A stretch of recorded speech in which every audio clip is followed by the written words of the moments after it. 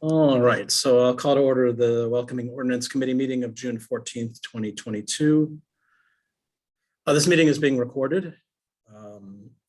And we were going to start with some public participation, even though I think as it's a task force, we're not required to do that. I think it would be good to do that. We'll review what we talked about at our last meeting a month ago, including pointing you back to where the materials are. And then we're going to spend hopefully the majority of our time looking at the work that you guys did, which was amazing. I think just about in every category we have something that came back. And then we'll talk about next steps for our next meeting going forward. I did want to say we're not going to be voting on anything tonight. I got a couple of emails from people who were worried that, like we're making final decisions, like we're just beginning this process. So if any of you were worried about that. All right, so we're going to start with public participation. Everybody's okay. So are there any members of the public who would like to speak?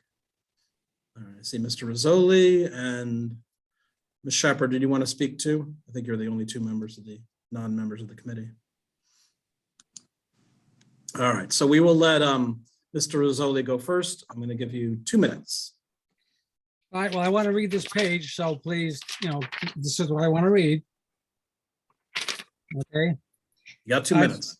Okay, thanks. This task force needs to be abolished. There's no need for it. Are immigrants being discriminated against? Are they being harmed? Are they being murdered in high numbers? Are they being kept from working? Where are they not welcome? I could share with you where a few immigrants, illegal immigrants, have been murdered in the town. We have seen business operators that have gotten away with bad behavior awarded because the licensing board has failed to listen to the outraged citizens and the countless police reports of violations, and yet the businesses are still working, as in the case of Mr. Ottaviani's business, where we had plenty of people come up where they were in violation of many police reports, and that thing was shoved under the bed or whatever. And now that business is thriving flooded with illegal immigrants, unlawful people in the country, and breaking all sorts of laws. Should we welcome immigrants that scam the phone, cable, electric, and rental housing market? Should we have where they leave huge bills behind? Should we welcome immigrants who split cable wires and phone wires at their house rentals? That look, if you look from the outside of the houses, they look like spaghetti factories. You people know this. You can see this when you drive by these houses. All right, your time has expired. Thank you. All right, Ms. Shepherd, you're recognized for 2 minutes. I'm not sure how the meeting will go, but I would like to speak about city service.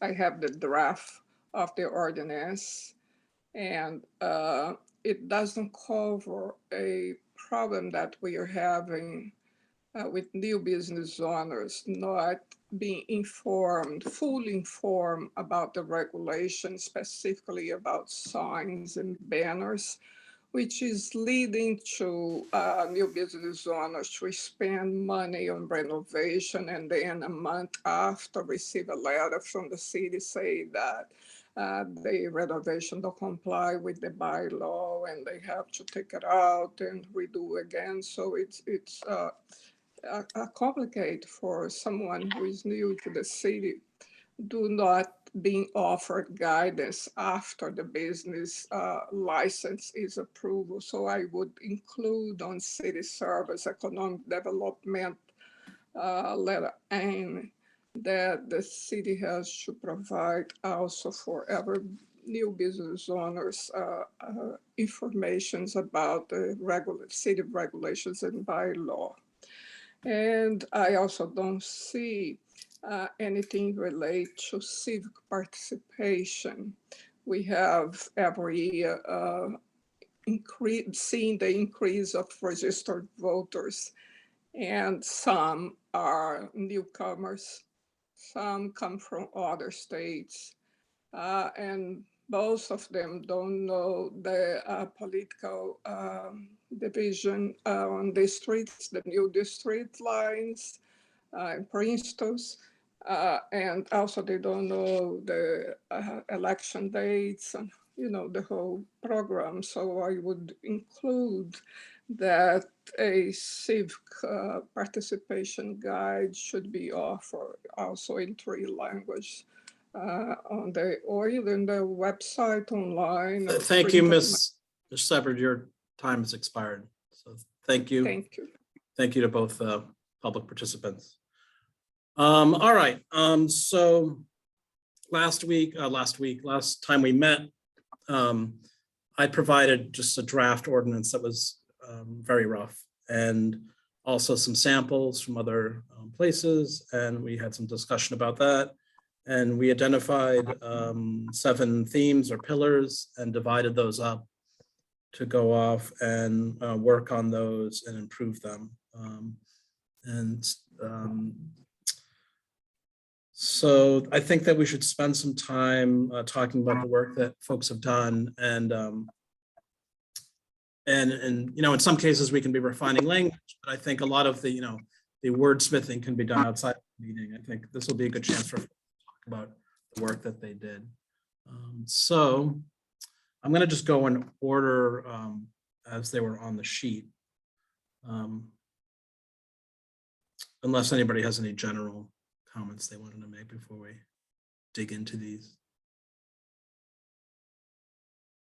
Oh, I should, the background materials are in framingham.gov/cc background.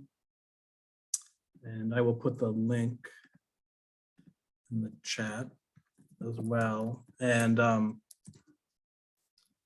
I think with most of them, I had put in the welcoming ordinance folder, I'd put in what folks had submitted. I did create a folder for safe communities because there were a few different documents in there. But anyway, we'll take the time, you know, if folks have written something up, if they want to read it to us, I think that might be helpful as well. So the first one was government leadership, which Leora, Ms. Malek worked on, which I didn't actually create a document out of the email that you sent me because I wasn't sure what you wanted to be included, but I know you had some really good thoughts, some of it based on Salem. So do you want to just talk about some of the things you were thinking about? Sure, thank you. I found the sample ordinances that you uploaded really helpful. And in particular, something I got from the Salem example was instead of in the draft that we had, it just said Framingham will blah, blah, blah, blah. But then on the Salem one, it said city employees will blah, blah, blah. And I appreciated that, sort of making it active in what people were doing instead of this just like the city. So that was like my biggest piece. And then thinking about local governments and systems, you know, it felt like to a large extent, you know, so the line in welcoming places, local governments implement systems and programs such as designing a unit and staff to coordinate immigrant inclusion that strengthen community efforts and embed inclusion within government agencies. And I feel like to a large extent, maybe that's included in the role of the citizen participation officer. While it's not specifically talking about immigrants, I feel like that goal of inclusion of all people is, like, to a certain extent, we have codified that within that position. So I didn't really know like where else to take it. those were my thoughts. And that's why there isn't a specific proposal of words to put into an ordinance. Thank you. Thoughts on that? Councilor Stewart Morales. So as I've read some of the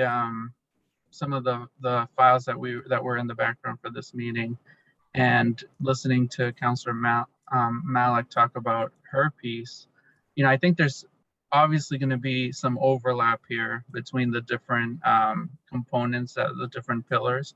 And I kind of arrived at the same place when I was thinking of equitable access, is just how, it feels like it should be a program that it should be, somebody's going to have to take ownership of this to make sure that that it works. And so I'm very curious to hear what everybody else came up with on their pieces. But when we think about equitable access, it also comes down to, one thing is to say that we're going to provide equitable access to everyone, but the other thing is to actually specify how we're going to do that. And the way that we do that is by, putting things in committing to, all city announcements, for example, city announcements, press releases, whatever, need to be in at the very least 3 languages. Also, instructions on how to sign up apply for a permit, applications. It has to be something that hits every single city department to enable us to really say, yes, we are providing that access to all. And putting that in our ordinance, I think, is going to be important. And having all the people here, including the mayor and the administration, as part of that is going to be very important. So I didn't mean to jump ahead to my section, but I just wanted to comment on how that piece is kind of the same. It's the same place I got to when I was expanding upon my section. I thought the use of city employees being specific versus just saying Framingham is a good thought. That I think when you make it generic to Framingham, it could not happen, and it's almost like, well, who is really responsible for that? So that's something that I think is worth taking from Salem. To a certain extent, I'm just wondering, like, if the government part of this is harder. Like, I think, like, planning and economic development, which I worked on, I think it's much easier to say, like, you need to start providing all your materials in 3 languages, like, at least, get them translated, or if somebody walks in and needs a different language, to provide them support. I think, how do we make our actual governance inclusive in that way, I think is tougher, given that our city council meetings are in English, so I think that's an interesting challenge to try and overcome.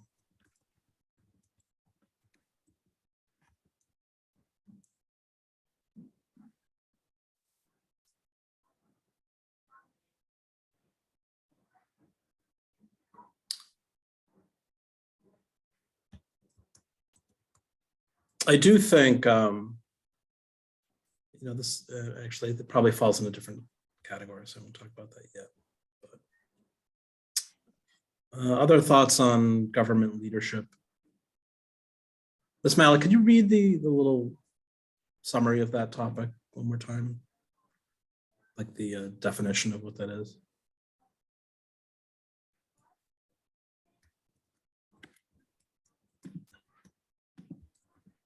Unmuting before I do that.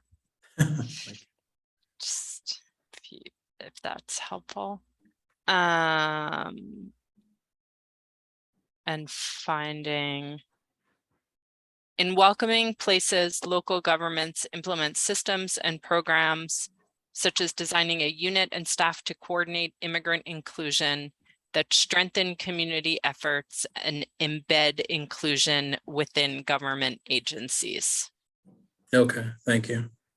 So yeah, I mean, it does sound a lot like the charter language for the citizen participation officer. So it may Right. be emphasizing certain points in that or reinforcing it in the ordinance, what's in the charter. So something else that I thought about, and there's a part of me that hesitates to sort of bring up this can of worms almost, but it's a citizen participation officer, and Mm, but not so citizen, like as I understand it, would be like we are all citizens of the world. It's not necessarily a reference to immigrant, like to status, right? Because mm. it's really like and Kezia, it's your job. Like, I don't want to tell you what to do, but I kind of feel like your job is like a resident participation officer in a lot of ways, more than a citizen participation officer. And, I don't know that anybody's like off put by the fact that it says citizen, and maybe they think like, I don't know, would somebody think like, oh, I'm not a citizen, I can't talk? So I'm seeing a nod. So like maybe what we need to do to make it more welcoming is rename that position. And I don't even know if we can do that until the charter's up for review kind of thing, but Well, that's next year, so that's So good that's been a timing. topic of conversation since I started. Oh, great. Just Good. because, I mean, for many reasons, but one of the big things, like citizen, when I was brought into this position, there's like that language, right, capacity that I have. And they were like, well, we want you to do lots of outreach for, specific demographic. Well, when you say citizen, it's kind of off-putting.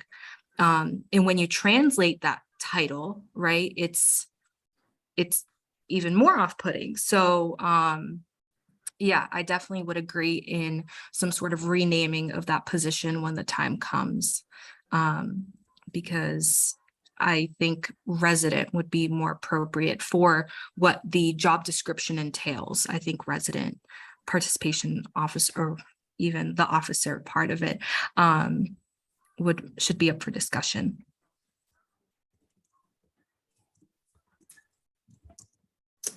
That's a great point. I never even thought about that term that's, in the charter. So I think it's definitely worth talking about in the ordinance, what that position means to us. We can figure out the name, and hopefully in the charter review, which should be coming soon, we can fix that. But I definitely think it's worth talking about what it should mean in the ordinance.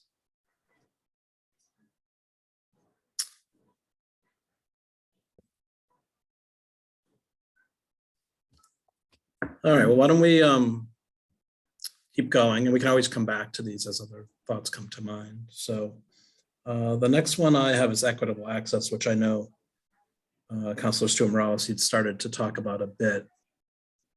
Do you want to say more about that? Yeah, what I'll add to what I said before is just that, so I did like the language in the Salem ordinance. I think the other samples we had kind of focused really on police and on providing information to ICE, that kind of thing. So I guess I like the language in the Salem ordinance because it was broader. But the way that I saw equitable. Sorry, can I just interrupt you for just a second? If folks want to follow along with what Councilor Stewart Morales worked on, if you go into the folder, there's a PDF called Equitable Access, which is, I just cut and paste what he wrote. Should I share my screen, or does it? No, I think it'll, it'd be better if folks can get the document themselves. So I thought about, again, so let me read. The description of equitable access is welcoming places work to ensure community services and opportunities are available to all residents, including newcomers. This includes improving access to healthcare, childcare, transportation, and more.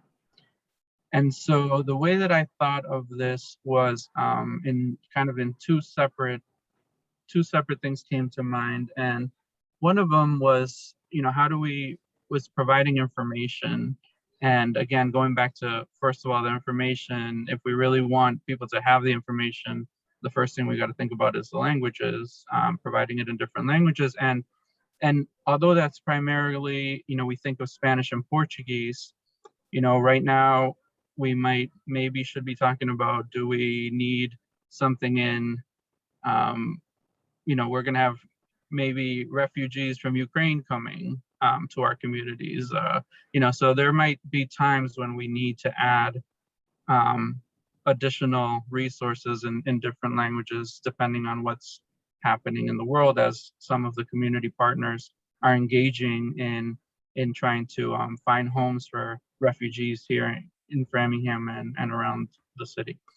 But so I wrote up two kind of things that we could, that just for your consideration. I'll read them quickly, but I said Framingham will provide a central physical location and a virtual location that will serve as a repository of information regarding city services and resources that may be helpful for newly arrived immigrants. The information should help connect immigrants with basic services such as healthcare, childcare, food security, housing, and transportation. The resource information will be provided in multiple languages, including Spanish and Portuguese, and other languages from time to time as needed. So that was one of the thoughts that I had, was just about that aspect of things. But then building on what I said earlier, I also included a paragraph that says Framingham will provide information regarding important resident-facing and business-facing services, including official forms and applications, instructions, etc., in multiple languages, including Spanish and Portuguese, and other languages from time to time as needed. All citywide updates, communications, and press releases will be issued in English, Spanish, and Portuguese. And that goes back to, what Councilor Shepherd was referring to, is if we don't have put the information out there, the correct information for our small business owners, for residents who want to, put an addition on their home or whatever, if there's no information in the language they can understand, then we're not providing that equitable access to all our residents. And so those were the two things that I thought of when we were talking about when thinking about equitable access in general. I welcome any feedback on that. Thank you. That was excellent. Comments, Ms. Sousa. Yes, I appreciate Councilor Stewart Morales' thoughts. What he described, and I know that they don't, to my knowledge, they don't have a welcoming immigrant ordinance, but equitable access. And I think of the city of Boston, who has an entire department dedicated to immigrant services. And I'm actually in the background here on the website, and their immigrant advancement page has an entire dedicated, and I know it takes a couple clicks to get there, so it might not be the perfect model, but immigrant information corners, where information is readily available according to what part of town that you're in, and but maybe perhaps as a loose model of how to make information readily available based on what our communities need. Thank you. I think Boston's, I think that's a great point. And I think Boston's website, I know we're in the process of redesigning our website, I believe. And I think Boston's it's got some things that we should definitely be looking at. In terms of accessibility for those with disabilities, it's very clean for those who are visually impaired. But the other thing is there is that translate button at the top, and you click it and you get a nice long list of languages. And I think our most critical written information should be presented with a drop down with 20, 50, 100 languages. The way Framingham Public Schools, when they're sending out key materials to parents, it's done using SMORE, which when you first see it, you're kind of like, what is this, kind of goofy? But the best thing about SMORE is that when you click that link, you can say, oh, translate this, and you can pick one of 100 different languages, and it instantly translates it. And I think that's something, our most critical information is a city. Like I was struggling with like Spanish, Portuguese, like that, like those are critical, but we should be doing more than that. I think having that translation on demand built into things that are essential is important. Ms. Arlington. Thank you. I just also wondering, and I'm not sure this is a right category for this, but if we're talking about creating a centralized location and having a component of it where we're also providing training or orientation sort of workshops to the community on how do you get a permit? Like, how does this process work from beginning to end, or on any sort of topic, but just having it a little bit more detailed for people who are new arrivals. And then also, clinics where we're giving legal advice on, or just giving advice on, mass health insurance, accessing public benefits,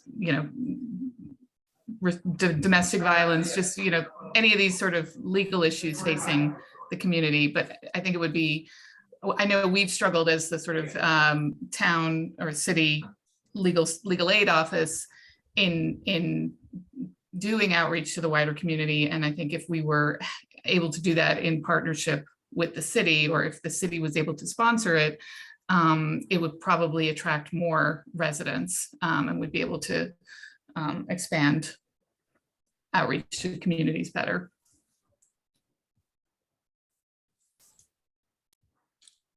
That makes sense.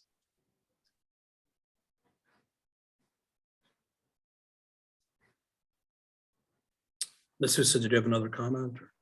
Yeah, I actually just had a question, and I apologize. I joined the meeting in progress. I'm here at Fuller at the retiree celebration. I literally went from stage to empty classroom to take this meeting. But I wanted to know if we had had the discussion about, and I know we're drawing examples from everywhere. Are we just having an open discussion? How have we discussed how prescriptive we want this ordinance to be? How specific we want it to be, or is that something we're kind of figuring out as a group? I think those are great questions. I don't think we've, tried to answer those specifically. I think, yeah, we're kind of figuring it out as we go along.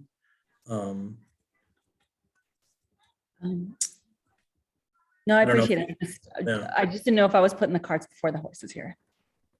Yeah, no, I think there's going to be a balance there where we want it to be broad and make sure it, it's covering important ground, but it's specific enough that it's not just words on a page that people ignore. So I think that'll be an important balance to maintain. And I think as we go, as we get closer to what we're looking for, we may say, oh, well, we really need more specific language here, or this section goes too far, and it's not going to be applicable widely. But it's nice that we're starting to see these connections, like, between government leadership, and that's feeding into equitable access to make sure, you restore our government resources, but also our local resources, and then, legal issues and childcare, like they all connect together nicely. And with that, why don't we talk about civic engagement a little bit? And Kez, you've already talked a little bit about this, and you wrote up a few things that I think I put in there. Yes, under civic engagement. All right. So it's funny because I feel like you said everything's connecting. And mine is very similar to what Councillor Malik and Councillor Stewart Morales had touched upon earlier. But I'll just kind of read what I wrote, and then open to hearing what you guys have to say. So civic participation encompasses a wide range of formal and informal activities, which can involve political and non-political activities. For those of our residents that may not be able to vote, they can be encouraged to serve on a local board or committee, volunteer and participate in community events, and being a vocal advocate within the community. Even without the right to vote and overcoming a language barrier, many residents are able and should actively participate in other forms of engagement, such as attending demonstrations and political meetings, and engaging with elected leaders and community organizations. And I know we touched upon it, but I also wrote, in order to engage immigrant residents in local government, we must provide equal access to information regardless of English language capabilities. This includes attending local events with staff members that speak their languages. Many of our residents do not speak English. We should be providing press releases and meetings in multiple languages. Currently, the top 3 languages spoken in Framingham are English. After English are Portuguese, Spanish, and Indian subcontinent. In order to begin engaging immigrant residents in civic participation, we must first commit to hiring bilingual and multilingual staff in all city departments. I'm open to hearing what you all have to say. Thank you so much.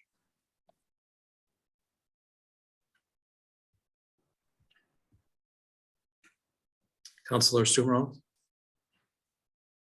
Sorry. Yes, thank you. So I agree with all of that that Ms. Franca just said, and I think that what is important, we touched upon this earlier, but the whole resident versus citizen thing comes to play in our board and commission participation as well, because it's always been kind of like a grayish area, for the community is, well, can I participate even though I'm not a voter? Can I participate in, the SIFOC committee, or, some of these. So it's been a gray area, especially I think in this area. And this is really where, like, one of the gateways for people becoming involved in local government is by participating in those groups. So I think it becomes really important. And so I just wanted to add that. Yeah, that's a great point. I mean, I as a city councilor, I'm not sure exactly which boards and commissions require you to be a registered voter versus not, a citizen not. So I think we need clarity around that, and then hopefully more inclusivity. Because with most of these boards and commissions, to me at least, it doesn't make a difference whether you're, if you're a resident, you're a resident. It doesn't matter what your voting status is. Well, it's important to note that even the application to serve on boards and committees online does not ask if you're a registered voter, but people usually, when, it's brought to their attention that, they can serve, that's a concern of theirs is, well, I'm not a registered voter. Am I able to serve on a board or committee? So I think getting clarification, if there are certain boards that you do have to be a registered voter, would be great to add. Yeah, adding that active language, like specifically, you don't need to be a voter or citizen to be on these boards.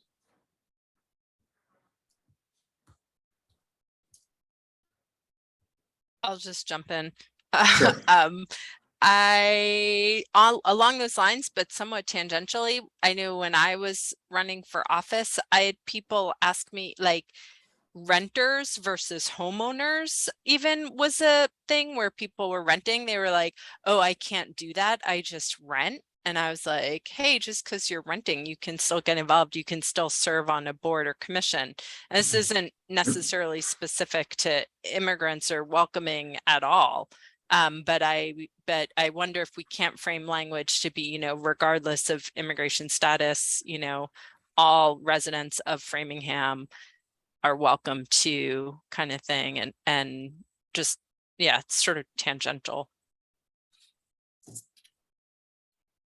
Yeah, no, I think that's a great point.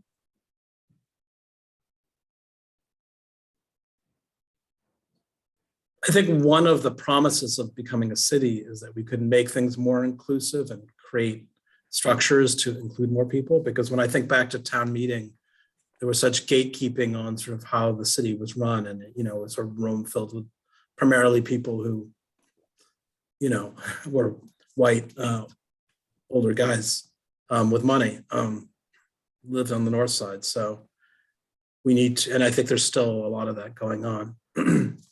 That you need to be, have decades of history of being a voter, and you've been you go to all these different meetings, and it's a full-time job for you. And I think we need to start pushing on that.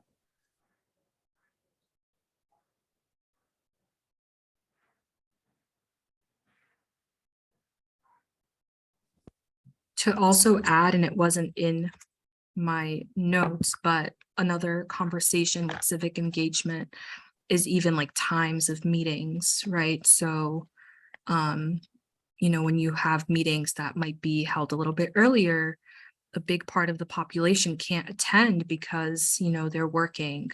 Or even now with Zoom, with meetings being hybrid, from what I've gathered, there's larger participation across the board in city council meetings, even school committee meetings. So all those things are just things to keep in mind as well. Like, how can we engage people when they can't come to us? How do we go to them? Yeah, that's a great point. And I think it's worth talking about the future of Zoom and hybrid meetings going forward in the hopefully post-COVID or whatever endemic stage, because I do think in a lot of ways Zoom makes things more accessible for people to be able to participate. And you can work in translations or sign language interpreter. You have more flexibility with that. And certainly you can hire folks to do live translations. And again, I think there's this gatekeeping thing about like, oh no, if it's not in person, it's somehow not authentic. And I think it's more inclusive. The more inclusive, the better. So.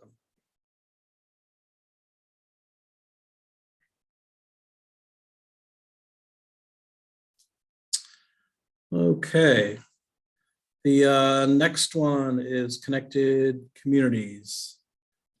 Niagara, do you want to? Oh, and if you go in the folder, I uploaded a document as well. Yes, for this topic, I was researching about, and I found different things. I found about to connect people. I found about to connect on the management aspect of properties, or connect in the route or like trail system or bike system. And I try to put like in sections that will be to community impact, no matter what is the way we are doing that. And I saw this dividing people, place, and partnership. And I just read a little bit about what was my thought, and I put it together. Was people will be like, we believe in people in general. We are not like labeling. And I agree with all the discussion about the citizenship labeling. And I think like not put some labels that is we can have different interpretations for the same word is good. We not saying like let's talk in general, but let's just try not to make miscommunication when we are trying to communicate.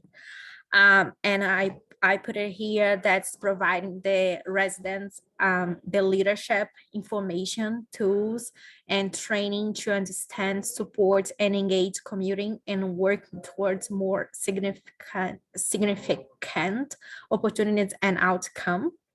That's focused on people. The place will be a community-driven solutions, beginning with a robust and stable property management. Crucial part of our work focus on the best practice, goals, settings, and evaluations of programs that help residents remain in their home and good standing. Will be more something that we are focused to build up the community for them to stay. Unfortunately, we have like this Framingham is like a transitional community. Sometimes the kids that's raising here and coming here, they are leaving. I'm seeing this in the school, for the school system.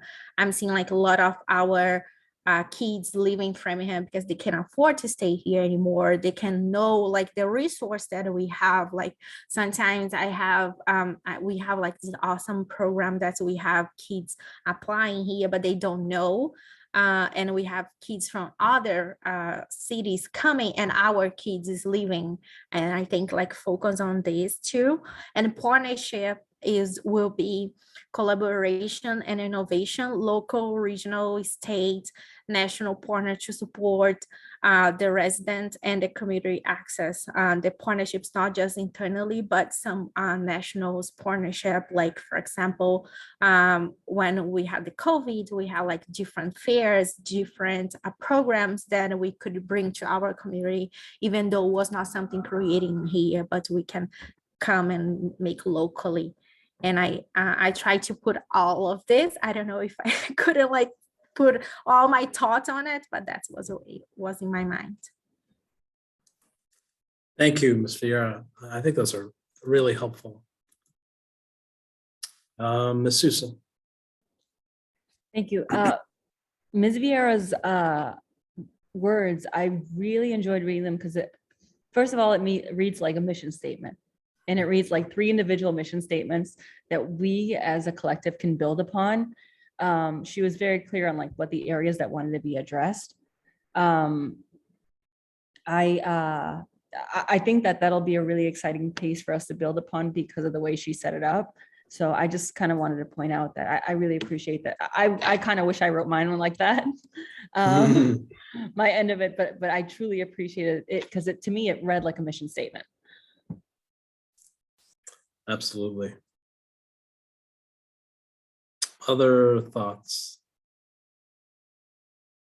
I really like the discussion of partnerships and community building, because like when I think about what are the places that sort of bring people in Framingham together to help us connect each other, I think about like the concerts of the Common or the farmers market, and like we could be doing more to make these events more inclusive with, in language and location and transportation. I think there's probably a million different ways. I don't think it's something we've really focused on as a city. Our libraries, I think, are, our meeting places. Like these places where people come together, we've got to do a better job, bring people of, all backgrounds together.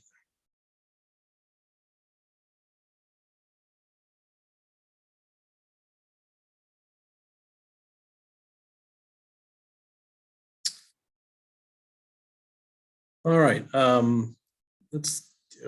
running a little low on time, so let's keep going. Next was education. Ms. Sousa. Yes, thank you. So education.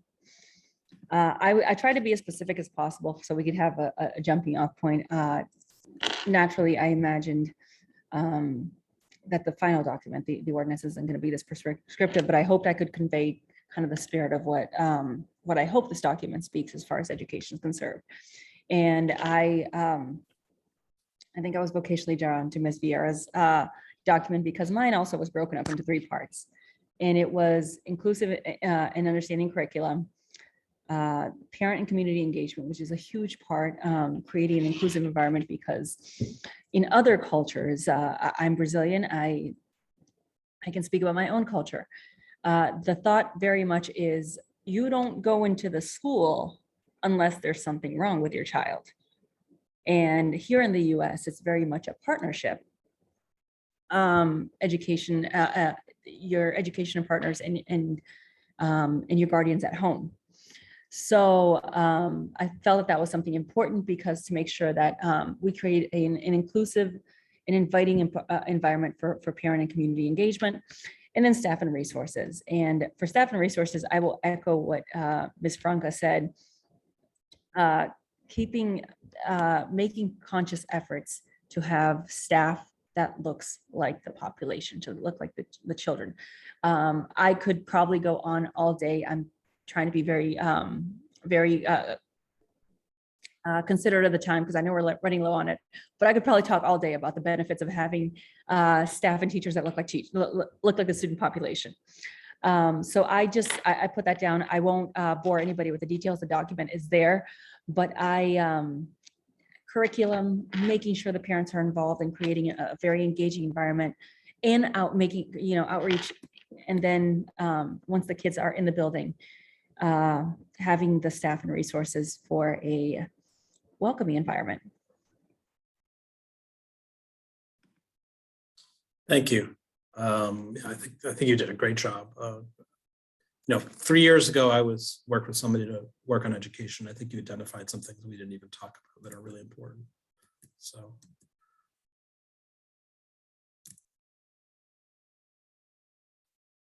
And I would say, as an educator who also is a parent of a child with disabilities, that the IEP process is daunting when you're an educator and have a doctorate, and if you are a newcomer and all that technical language is also not in your language. I know school systems provide some translation services, but it really, it can be incredibly challenging. And I think there's cultural challenges too around special education, and in some places it's, there's a stigma associated with it. And so. Absolutely. Anyway. And it's mental health, mental hygiene, how different cultures perceive it. We see these issues in our hallways every day. And I echo your sentiments. My brother was on an IEP. I was a temporary guardian, and I was in my early 20s crying over a kitchen table at 11 o'clock at night, trying to figure out what is wrong with him and how do we help him. Yeah, definitely. And you have school systems that are very money driven. So they frequently, even my beloved Framingham, will try and give you as few services as possible, or in some cases, they'll try and put your child in the most restrictive environment possible. And unless you know that you have to call BS on that, you can get taken advantage of. So, all right, definitely, I could spend all day talking about this one too. Economic development, I'm going to go quickly through. That was mine because I want to make sure we have time for the last one.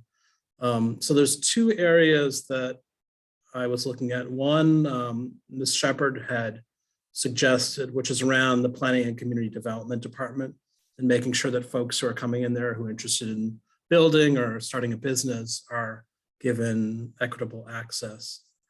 And then the second one was around hiring, and the language I took from Salem, so I need to dig into that a little more, but I do think making sure our hiring practices are inclusive is also very important. And I see your hand up, Ms. Shepherd. I think what we'll do is I'll make sure we leave some time for public comment at the end so that you can weigh in on that. So why don't we go on to the last one, which, in some ways, maybe the most challenging one. So Ms. Allington and Deputy Chief Brandolini, I know you guys have started working on this topic. You want to bring us up to speed? Yeah, sure. So like you said, it's complicated. There was an existing outline, and I think this might be from the Somerville ordinance, but that this was something I think that we shared at the first meeting or the meeting last month, that sort of had a bunch of different categories about everything from deputizing Framingham PD officers to be federal agents, to a policy around stopping people and citing people for driving without a license. I mean, to me, there are sort of multiple issues that are all directly related to each other. There's fundamentally creating trust between the community and law enforcement, and having that be a healthy relationship, so that people who are vulnerable and who are victims of crime feel safe reporting crime and cooperating with law enforcement, because that serves everyone, right? For people to be safe, and for law enforcement to have the tools it needs to investigate and detect crime. And so everything to me sort of follows from that, right? So whatever the perception of the community is of law enforcement and their relationship to the Department of Homeland Security is going to color their experience, right? And so when I reached out to Deputy Chief Brandolini, he shared with me that Framingham PD actually has a very detailed policy already that's been in place since 2018, it looks like, about what immigration enforcement looks like and what their policy is in Framingham. And that document is saved in the folder that's for everybody. So I think in some ways the task for this group is, how do we feel about the Framingham PD policy, which, is a city in some ways, right, is already a city policy, and what pieces of that do we want to have, or if any, but I mean, I think there's plenty, most of it to me is good, should be incorporated into the ordinance. I mean, and to Ms. Souza's point, right, it's in the weeds for sure. And so whether or not we need the ordinance to reflect all the weeds when it comes to something like enforcement, which is complicated, I think is something for this group to think about.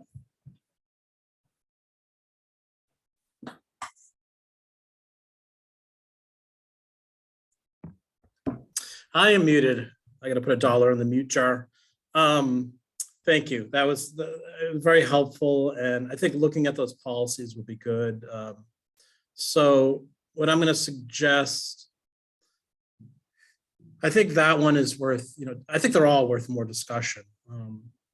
But I think it's worth coming back to that one. What I'm going to offer to do and suggest, before our next meeting, is to take our discussions and the work that you've done and try and work them into the current draft, and imperfectly, but just move us along to that next step. And then we can dig back into them at our next meeting. I don't know that I'll even try that with the Safe Communities one, just because there's so much there. And I think it's worth everybody looking at the policies and talking about what our approach should be in terms of that. I don't see in the background materials what Ms. Allington, the police policy, or what is it called? I created a separate folder because there were multiple documents. There's a folder called Safe Oh, okay. I Communities. did find it. The folder that's Safe Communities. Got you. FPD Immigrant. Got you. Sorry. Thank you. I thought I'd seen it. Just got a note that my next meeting, everybody is remote except for me. Glad I'm here. Yes. So it's in that folder. So is everybody okay with me, doing a little of that legwork? And if anybody wants to help me out with that, I'm definitely happy to get some input on that. The other thing I wanted to ask about is looking at the Salem ordinance. I noticed that it has the traditional whereas statements that ordinances generally do. And I think that might be good for our welcoming ordinance as well, because that gives you a chance to kind of talk about the why, we're doing all of this. And so if folks are okay with that, I was wondering if anybody wants to take a crack at coming up with some whereas statements, and you can look at Salem's and use those as a guide. Because I think that, when we bring this, eventually to the city council, I think people are going to, it's supposed to be an ordinance. It is an ordinance. They're going to want it to look like our ordinances generally. I can start working on that. Okay, thank you, Ms. Franca. Ms. It Malik, looks were you like, no, it looks like Ms. Allington started that, maybe, that there's a paragraph in the document's just called Safe Communities, but there's a paragraph, the city of Framingham is home to persons of diverse. So I think there's maybe a start of it to build on. Okay, yeah, that's good. There may be other little tidbits as well.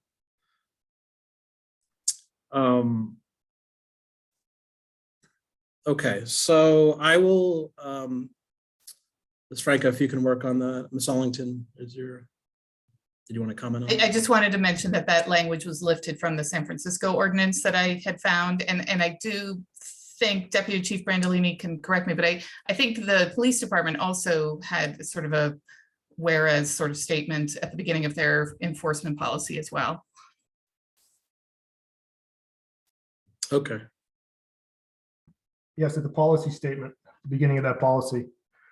I welcome you all to take a look at it. It's 10 pages. We've had it for many years. It has quite a bit, what involvement the Framingham Police Department will have,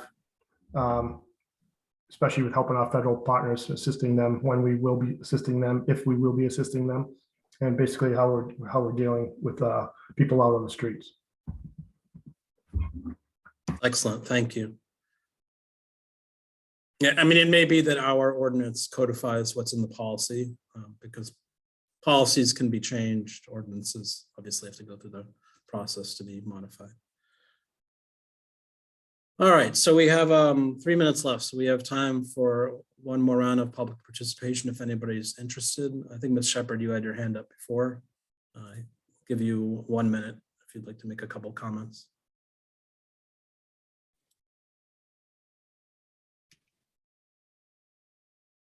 Ms. Shepherd? Do I go first? Yeah, you can go ahead. Okay.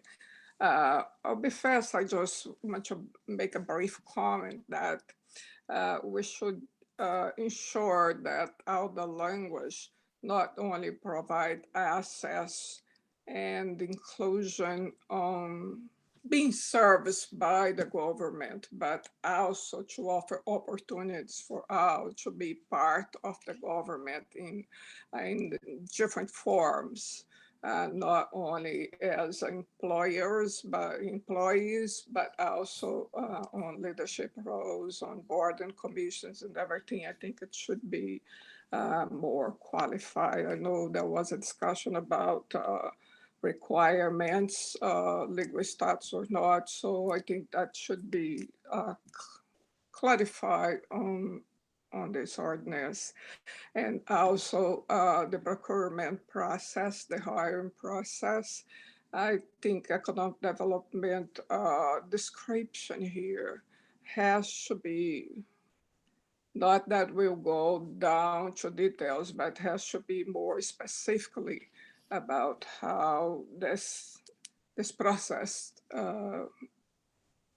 will be done on our view, because the ordinance should exist to empower every resident, not to service residents as a social service. So I Well think we need said. to All right. have that. Thank you. I'm sorry, your time has expired. All right, any other members of the public wishing to speak? I would like to All right. speak. All right, Ms. Rizzoli, you have 1 minute. You know, I've been trying to get my point across when you make the ordinance that you say in it, which is very important. Framingham welcomes immigrants, but it welcomes those who are legally and lawfully in the United States of America. That's a very simple thing to put in. It brings back rule of law. It makes people respect the government that they live under. I don't understand why this is so complicated. You want to change the word from citizens to residents. You are all citizens. You're not a Brazilian American, you are an American. I'm not an Italian American. I am an American. Get it across to yourselves. Please stop this hyphenated Americanism. Okay? You don't need, if you Thank get it, you. all I Yeah. want. Thank you. Time has expired and I have a meeting to go to, and I know other folks do as well. So our meeting is a month from now, July, second Tuesday in July, which is July 12th. Same time, same place. And I'm going to try and get some stuff done and send it out to you and put it in the background as I go. So, you know, we have time to process, but that's the plan. Mr. Chair, Yes, Ms. Sousa. I understand that there's a couple of things we have to, just to clarify. So the deadline is usually for materials before the meeting, like the week before, right? Or Yeah, just- I mean, we were trying to shoot for that so people had time to look at things. But Cool. Thanks. all right, thank you, everyone. See you soon. Thank you.